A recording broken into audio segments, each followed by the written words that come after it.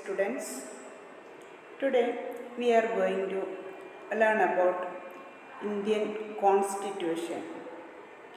We know that we have our own constitution, and we know that a country is governed on the basis of some rules and principles. Means all the countries have its own rules and principles that is guiding the countries or the administrators to rule, means according to that. It will make or the written principles or rules help the administrators to rule wisely, and these determine, or the written principles determine the structure of the government, or in other words the written rules or the rules and principles which determine the structure of the government, its powers and its functions. Everything is determined by the rules and principles of the country. And see, means the rules and principles which determine how a country is governed and which give its citizens certain rights form the constitution of the country. Let us see again the rules and principles which determine how a country is governed and which give its citizens certain rights form the constitution of the country. Again, a country is governed on the basis of some rules and principles. These rules and principles determine the structure of the government. And see, why should a country have a constitution, or what is the need of a constitution? Let us see. There are many reasons are there why it is necessary or why it is good for a country to have a constitution. Many reasons are there behind the formation of a constitution.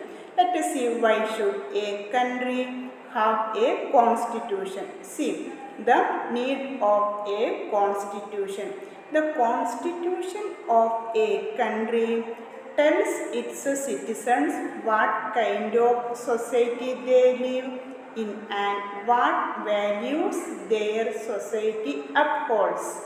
Again, we are learning about the need of a constitution, why a country should have a constitution.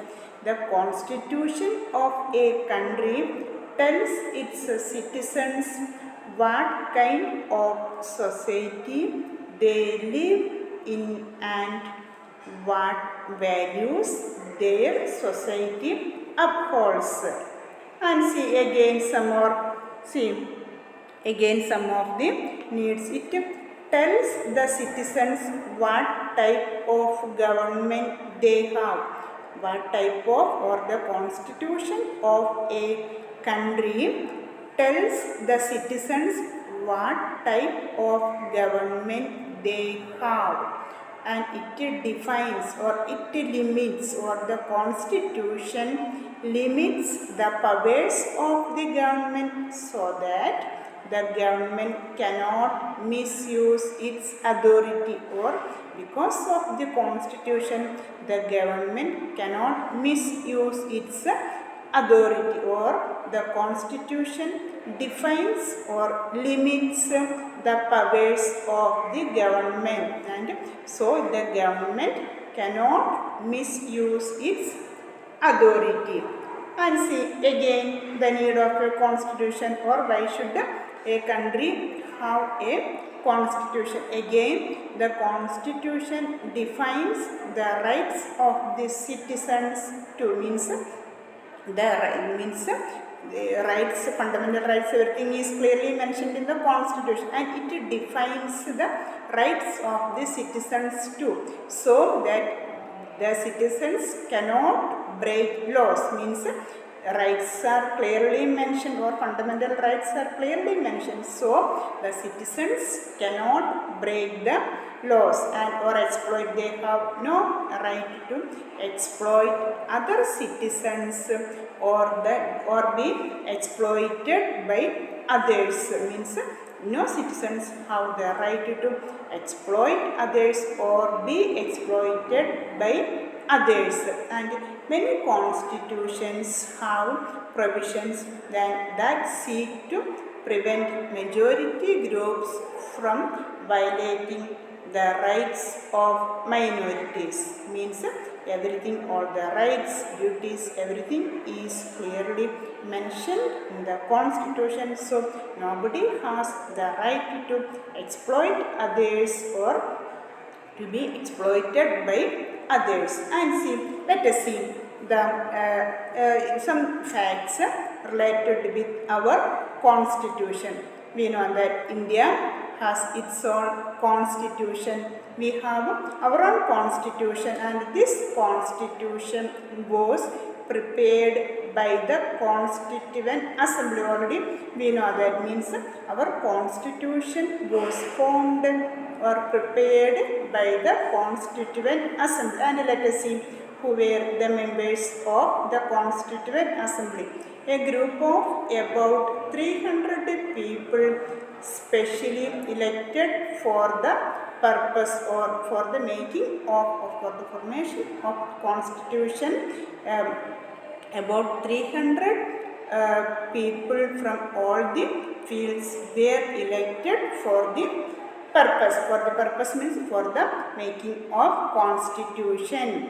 And the assembly or the Constituent Assembly consisted of members of different political parties, means members of different political parties, or representatives of the minorities, means representatives of the minorities and the weaker sections of the society, means all these sections or from almost all the sections or from almost all the groups, members were there in the Constituent Assembly or the formation of our constitution. From all the fields, members were there.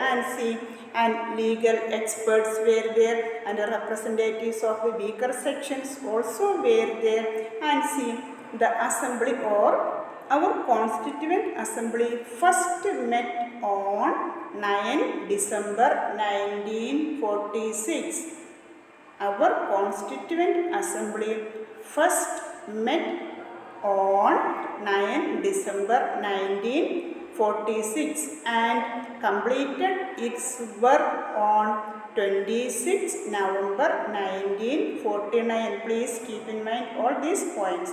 It started its meeting or its work on 9 December 1946 and completed its work on 26 November 1949. And our constitution framed by the Constituent Assembly came into force on 26 January 1950. Means our constitution came into force on 26 January 1950, in the year 1950. These are the formation, some of the things related with the formation of our constitution. And you can see the signing of our constitution. See the signing of our constitution also you can see. Okay, the remaining topic we can learn in the next class. Thank you all of you.